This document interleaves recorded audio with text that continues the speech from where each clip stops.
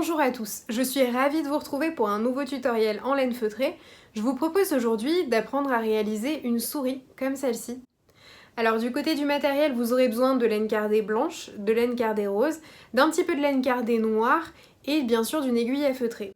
Concernant les moustaches, moi j'ai choisi de découper de fines lamelles dans un emballage plastique, mais vous pouvez aussi utiliser du fil de pêche épais. Si vous souhaitez aller jusqu'au bout de l'idée du jouet pour chat, vous pouvez remplacer la queue qui est ici en laine feutrée par un fil de laine accroché au bout d'une baguette et ça vous permettra d'animer la souris et d'en faire vraiment un jouet attractif. Si vous n'êtes pas encore abonné, c'est le moment de le faire et le tutoriel commence tout de suite.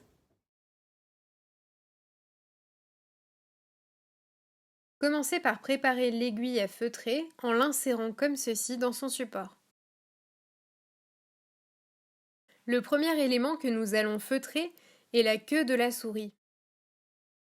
Prenez un morceau de laine cardée rose avec les fibres bien arrangées dans le même sens et roulez-le entre vos mains pour préformer la queue.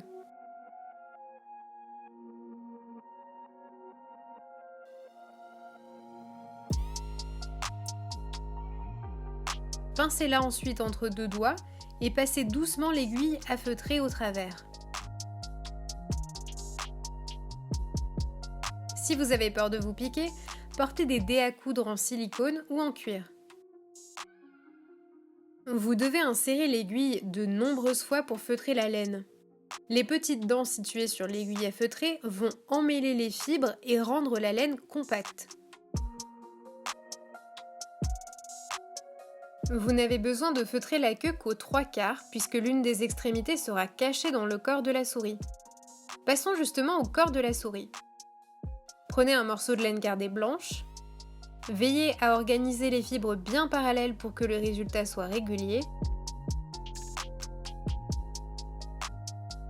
Enroulez-le sur lui-même en y intégrant au centre la partie de la queue non feutrée. Veillez à bien serrer la laine entre vos doigts, sinon vous aurez des difficultés à la feutrer et la souris risque d'être trop molle. Feutrez le corps de la souris en veillant à insérer l'aiguille de toutes parts. L'idée est de former une sorte de patate bien régulière. Si la quantité de laine cardée que vous utilisez est trop importante, n'hésitez pas à en ôter un morceau avant d'avoir trop feutré la laine. A contrario, si le corps de la souris est trop petit, rajoutez progressivement des mèches de laine cardée, comme je le fais ici. L'avantage avec la laine cardée, c'est qu'on peut rattraper les erreurs et ajuster les proportions au fil de l'eau. Pour terminer, ajoutez de la laine cardée au bout du corps pour former une pointe plate, qui sera en fait le dessous de la tête de la souris.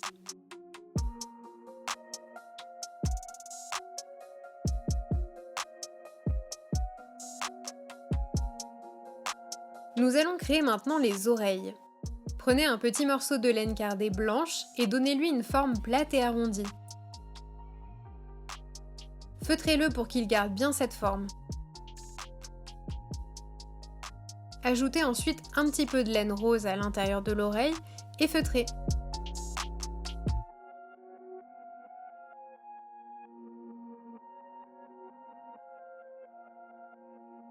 Laissez brute la laine située au bas de l'oreille car elle nous servira plus tard à les fixer sur le corps. Refaites exactement le même travail pour la deuxième oreille et raccourcissez le bas des oreilles laissées brutes. Étape suivante, positionnez les oreilles sur le corps de la souris là où débutera la tête. Feutrez comme ceci le bas des oreilles pour qu'elles tiennent bien en place.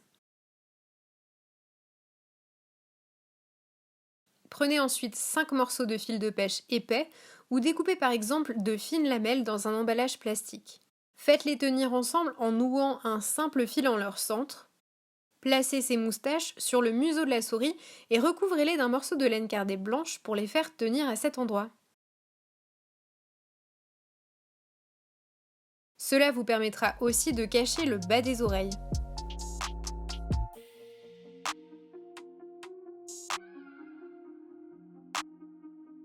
Pour faire le nez de la souris, Prenez un petit morceau de laine cardée rose et roulez-le entre vos doigts avant de le feutrer au bout du museau.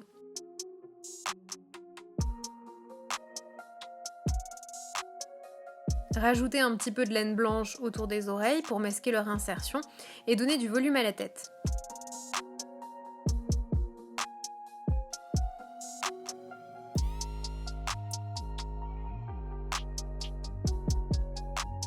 Pour terminer, nous allons ajouter les yeux. Prenez de petits morceaux de laine cardée noire et roulez-les entre vos doigts avant de les feutrer à l'endroit où vous souhaitez les placer.